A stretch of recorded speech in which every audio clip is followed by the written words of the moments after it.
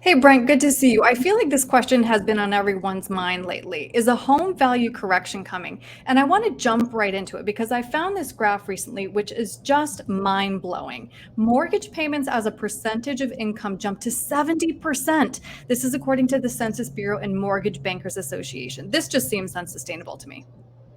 Yeah, correct. This is just crazy. I'm not surprised though, because every single client I meet with nowadays, the first thing we do is update their home value on their net worth summary. Yeah. Housing prices have been going through the roof. And that just means that it's becoming more and more difficult for the typical American family to get a house that fits their budget and isn't just, being such a strain on them. Right. So tough. So, Brent, what led to this housing storm?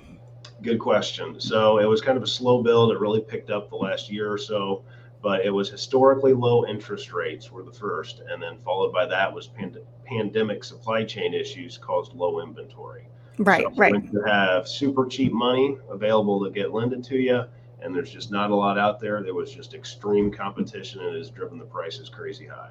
Right. I'm glad you brought up those interest rates because at one point, the 30-year fix was below 3%. Right now, though, if we take a look at Freddie Mac, you can see it's at 4.99 because the Fed is raising rates. So how does this affect the market?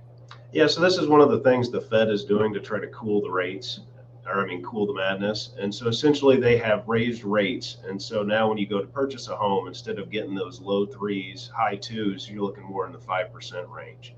So the cost of money, you can call it, is getting a little bit more expensive. And so this isn't going to drive everybody away from the market, but the attempt is to try to cool the market. Right, right.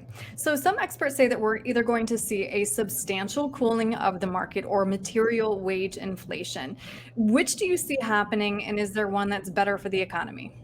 Yeah, so in our opinion, a cooling would be better for us because inflation is already in the nines and it is tearing us up. So it would be much better that the market cool a little bit. Yes, it's going to lower your home values and then therefore lower your net worth a little bit, but that doesn't nearly affect people as much as if you go to the grocery store and the cost of bacon is three times what it was 3 years ago. And then the last thing I like to bring up is we also think it's going to be regional. Now, Central Ohio is getting IBM. They're moving in here and building a couple factories and providing some phenomenal jobs. We don't think Central Ohio is going to experience the same cooling that some other areas of the country are going to experience. So I do think Central Ohio is always going to be a great place to live.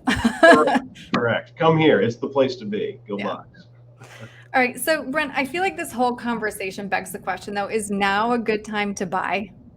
Good question. So I don't know if interest rates should be the main reason you are buying or not buying, but it is definitely still a seller's market. So prices are still inflated.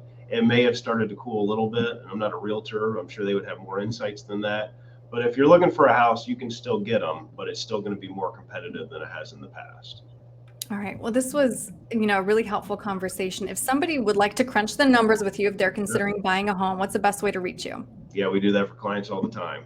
It's 614-430-8383, or they can go to our website, www.young-wm.com, and we'll look forward to talking to you.